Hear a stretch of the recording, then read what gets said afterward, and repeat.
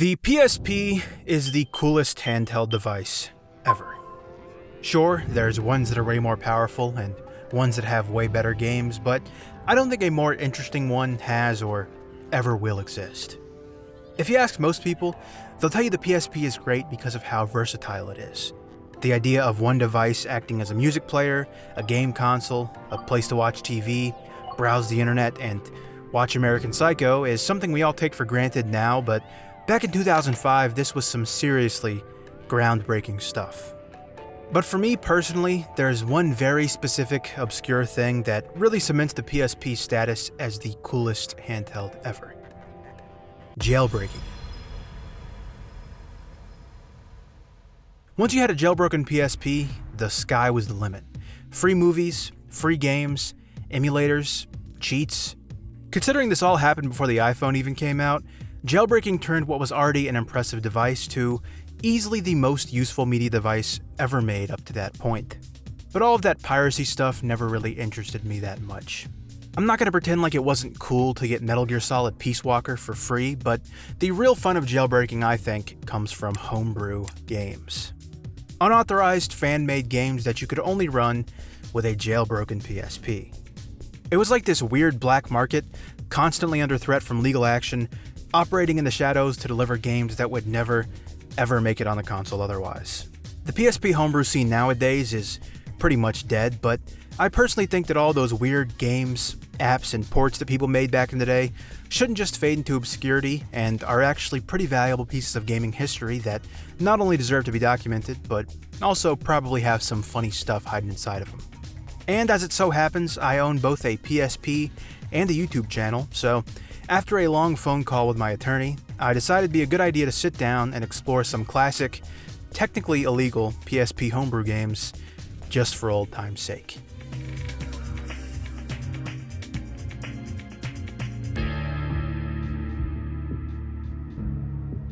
Before I dived in, I figured I would set the mood for this part of the video by changing the theme on my PSP to this ancient Half-Life 2 theme I found in an archive somewhere. Did it look good? No, it actually looked bad, but was it awesome? Yeah. The first game I managed to get my hands on, ironically enough, was a version of Half-Life. For some reason that I will never understand, people have been trying to port Half-Life 1 to the PSP pretty much ever since this console came out. It became obvious to me after like 5 seconds that this was just a really fancy Quake mod. I guess you could argue that the original version of Half-Life is also just a really fancy Quake mod, but I don't think it's quite as obvious as it is here. The UI is super janky, and there's Quake error text constantly flooding the screen, and if that's not convincing enough, all the characters walking around Black Mesa are now doing the classic Quake wobble. I'm not sure I really needed to see a version of Half-Life where all the characters are made out of jello, but I think I'm a better person now that I have.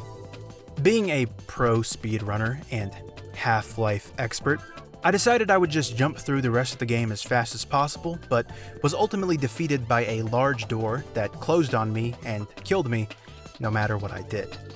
I probably reloaded this save like 20 different times to see if I could slip past it at a weird angle, but no matter what I tried, this door would slam shut and crush me no matter what. Who knew that the actual hardest boss in the Half-Life series was just a door? At a certain point, I realized that this game actually has a developer console built into it, which is really strange for a PSP game, but as one final Hail Mary to get past this evil door, I very slowly typed in the word "noclip" and kinda just assumed that it wouldn't work. As it turns out though, it did work and let me right through. I would like to say that this was the beginning of a very fun and feature-complete Half-Life experience, but this is actually where the game somehow got even worse. I made it to the part right before the test chamber, and as it turns out, trying to go into the test chamber in this game will crash it every time. It was at this point that I realized that the door that had crushed me about 200 times was probably not actually a glitch, but rather a very sneaky move on the part of the developer to ensure that nobody sees how broken his game is. The idea that I had been swindled by some guy from 2008 made me so mad that I exited back to the menu and tried out the multiplayer mode. I wish I had something funny to say about the multiplayer mode in this game, but it's actually just really well put together and pretty much a perfect port of Half-Life Deathmatch for the PSP. If I was like 10 years old and I wanted to play Half-Life in the car, I feel like this would hit the spot just fine. There's not much to say about this, but I was able to hit some pretty crazy grenade jumps while I was by myself in an empty server. You might look at this footage and think to yourself that those grenade jumps were not very sick at all, but I would like you to keep in mind that I am aiming with this thing and moving with these buttons. I was feeling pretty bummed out about how terrible the bootleg Half-Life turned out to be, so to cheer myself up, I decided to dig around and see if the PSP had any bootleg Gmod games made for it. This is Qmod, another Quake-based PSP homebrew released in 2012 that aims to port over the Gmod experience to the PSP. As you can see here, we are given the option to play forever alone, play with friends, or quit your happiness. I wasn't quite ready to quit my happiness just yet, so I decided to load into the game. I'm not sure why this surprised me so much, but I was really impressed when I loaded in and found that the default map was this weird version of GM Construct. I guess I just wasn't really expecting for them to even bother porting over GM Construct, and I was expecting even less for it to actually look somewhat good. It had this huge ethereal Quake skybox with a very cool parallax effect, and the geometry seemed pretty one-to-one. Also, this map was literally too big for the Quake engine to even render properly, so if you look at the far corner of the map, it's just a jumbled, glitchy mess. Very cool. I noticed pretty quickly that if I hit the shoulder button on my PSP, I would spawn in a Quake bad guy. I also noticed that if I tapped the left D-pad button, my default Quake shotgun would disappear, and I would instead be holding the funniest looking rendition of the Gmod toolgun that I have ever seen. Hitting up on the D-pad changed what the toolgun did, and hitting right on the D-pad changed which object I was spawning. I was pretty surprised to see that they not only had every NPC from Quake, but also this player prop which you could move around and pose in various different ways.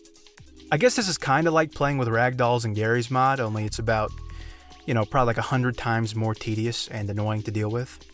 There really wasn't much you could do besides spawn weapons and spawn enemies, but they did have a camera entity which you could place and then use the toolgun to look through, which I think is actually pretty damn cool. Theoretically, if you wanted to, you could make PSP Gmod machinimas with this, although I very highly advise against doing that.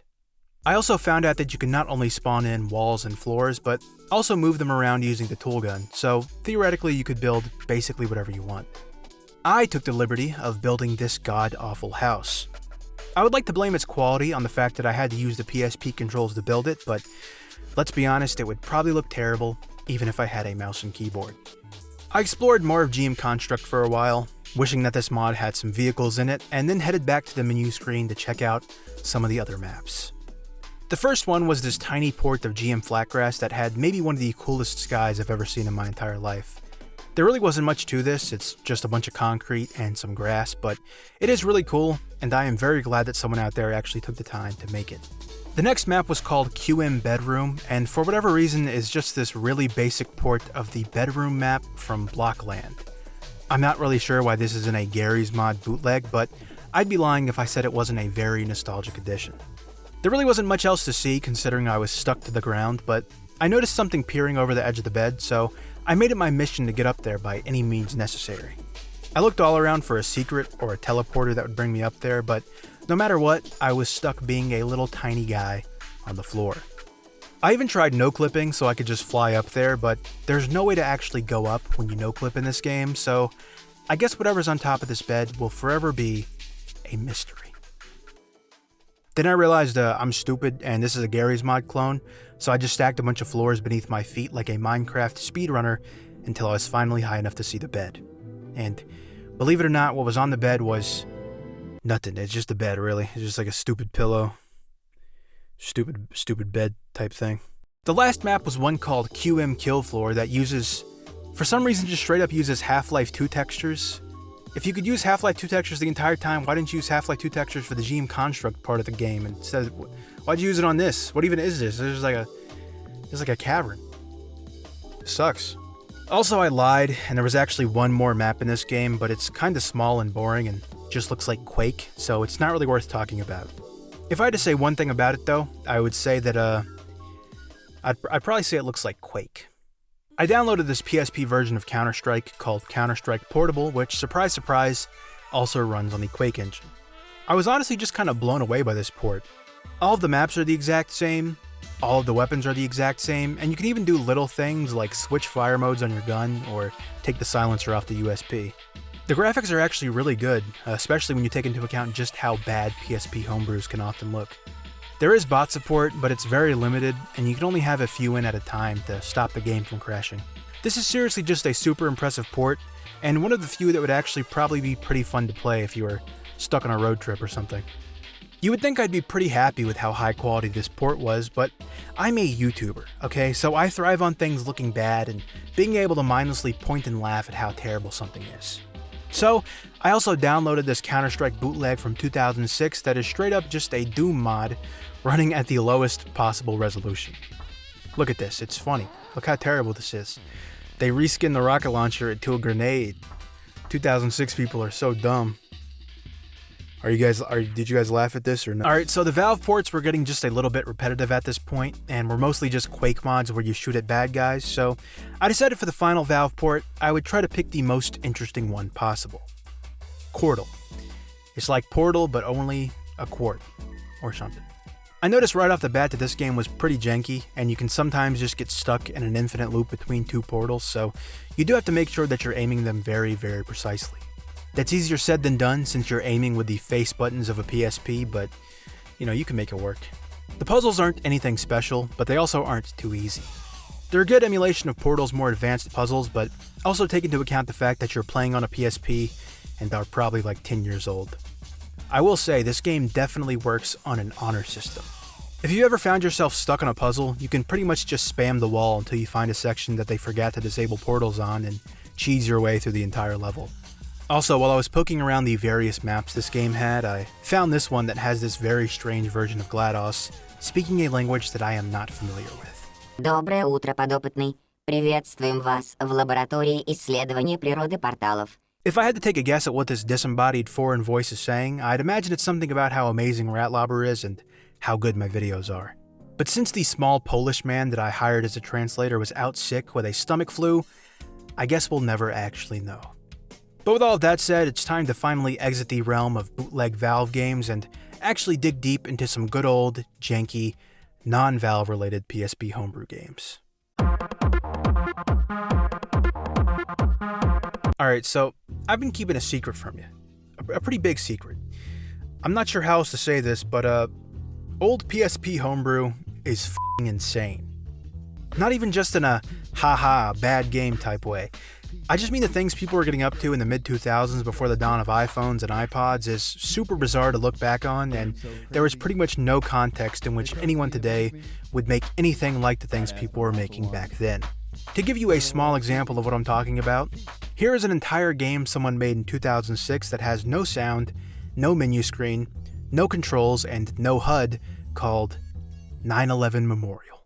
It's just a very slow-moving American flag sticking out of a grass plain in a large blue void. If that isn't weirdly tragic enough for you, then how about this one called MJ Baby Drop that opens on this legendary screen? In November 1992, notorious singer Michael Jackson decided to dangle his child from the balcony of a hotel. You are reliving this adventure in an epic game in which it is your job to rescue all 50 of the falling babies. The gameplay is exactly what it says on the tin.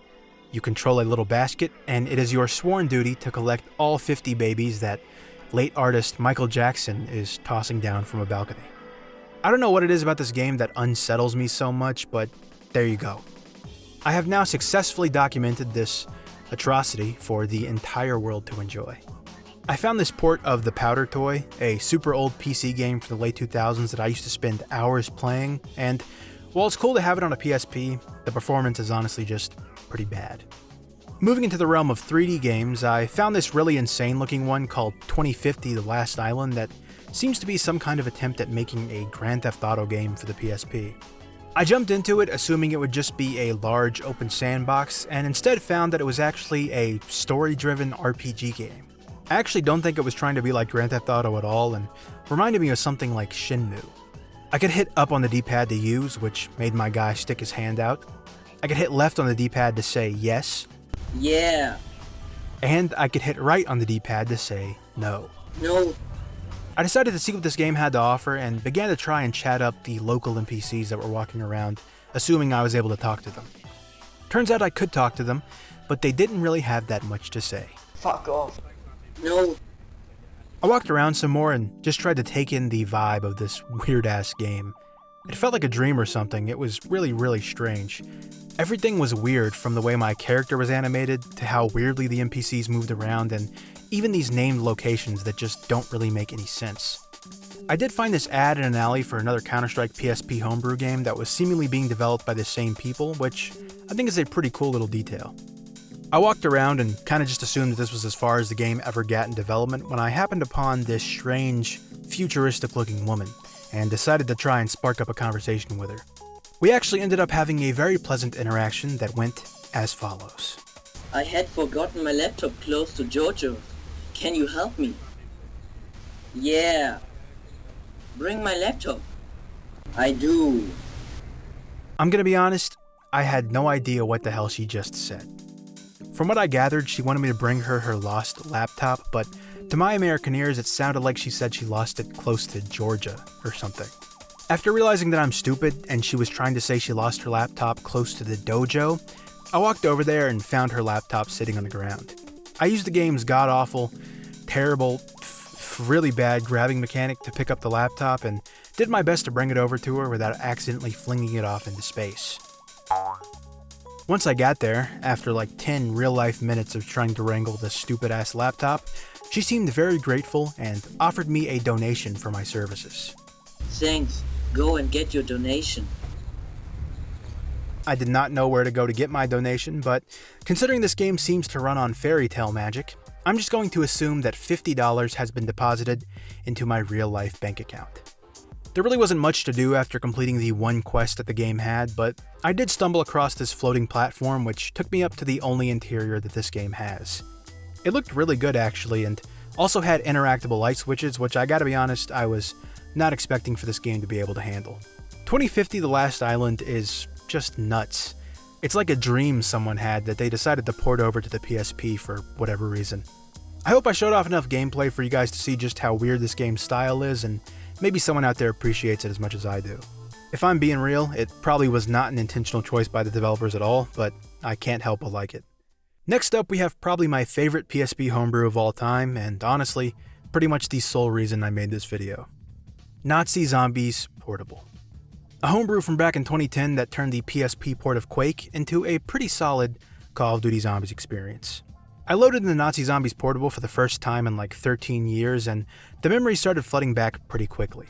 I know a lot of times people say that games from their childhood looked better in their mind, but this game actually looked worse in my mind somehow. I somehow forgot that there were actually perks, somewhat decently animated weapons, the ability to aim down your sights, and even the ability to dolphin dive, which for me is just the coolest thing in the entire world. The controls were definitely bad, but considering even the best official Call of Duty game on the PSP had even worse controls and was all around just bad, it's pretty amazing that this was even possible at all. Plus they even had the mystery box, which is awesome. I love the mystery box. The game definitely starts to slow down and glitch pretty hard as you get into the higher rounds, but besides that, it's a pretty flawless COD Zombies experience, and if you ask me, probably the greatest portable COD Zombies experience in history. Weirdly, after I got done playing Nazi Zombies Portable, I did some research on it and discovered that there's a new version of it that's actually still being actively developed to this day. I played through it for a little bit, and it's actually pretty faithful to the old one, except it's a lot more stable, a lot better looking graphically, and even supports custom maps. It's pretty undeniably just much better than the original is, but I honestly feel like it lacks that janky nostalgic charm that the version from 2010 has. If you'd like to try out the new version for yourself, you can actually do that right now in your browser by just going to nzp.gay, which I didn't even know you could do that. I didn't know you could just have a gay website, but apparently you can. Next, I tried out Lamecraft, which is this 2011 homebrew that ports over a very basic Minecraft creative mode experience to the PSP. Keep in mind that this was made like a year before any console version of Minecraft even existed, so being able to have a portable Minecraft experience, even as one as simple as this one, was a pretty big deal back in the day. There's not much to talk about here, but the terrain generation seems pretty sophisticated for a simple PSP homebrew game, and if you ask me, the day and night cycle that the game has can result in some pretty gorgeous looking times of day. I wish there were more to talk about, but it's kinda just the most basic interpretation of Minecraft humanly possible. I was able to build this though, which This is my idea for a sword I had that I've been working on. Let me know what you guys think. I think it'd be a cool sword. The last game I downloaded on this long journey wasn't even a game at all. It was an app from 2007 called Gaydar, in which you are instructed to point the infrared port of the PSP at a person and it'll tell you whether they are straight or gay. I think it's unfortunately glitched though, because no matter what I did, it would just say that I'm a gay guy every single time. So probably someone should look into like fixing this, like a community update. Because this is this is probably broken. I left my PSP homebrew journey feeling the exact same way I did when I started it, which is that PSP homebrew is just nuts. I'm not only glad that a good amount of these files have been archived and it's fairly easy to download them, I'm also just glad I got to experience it, period. PSP homebrew games might have been janky as hell and also a huge pain in the ass for Sony, but regardless, I think it's pretty fair to say that these weird community-made games pretty much define the console. Also, I'd just like to say that I tricked each and every one of you, and that I didn't record any of this footage on a PSP. I actually recorded on this PS Vita running a PSP emulator. So, yeah, you got trolled. But also you got double trolled because I don't even have a PS Vita anymore. I left it in the snow in a random field in Berlin, Illinois, 1 week before I even recorded this video. Anyways, that's it.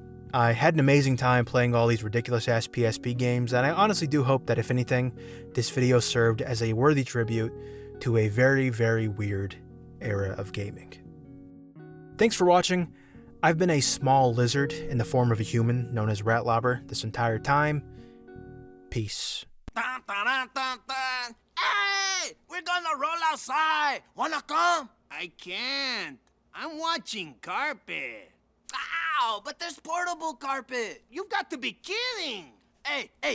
Have you ever heard of Dustball Kid? Not really. Well then, believe me when I tell you there's carpet, you can watch outside. Dun, dun, dun, dun, dun, dun, dun. PSP. It's like carpet.